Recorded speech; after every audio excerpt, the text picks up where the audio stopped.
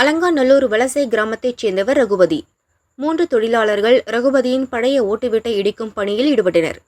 வீட்டின் கூரையை இடித்தபோது எதிர்பாராத விதமாக பக்கவாட்டு சுவர் இடிந்து விழுந்தது. இதில் தொழிலாளி அரியமலை சம்பவ இடத்திலேயே இறந்தார். பலத்த காயமடைந்த கார்த்திக் மற்றும் கருப்பசாமியை மதுரை அரசு ஹாஸ்பிட்டலில் அட்மிட் செய்தனர். போலீசார் விசாரிக்கின்றனர்.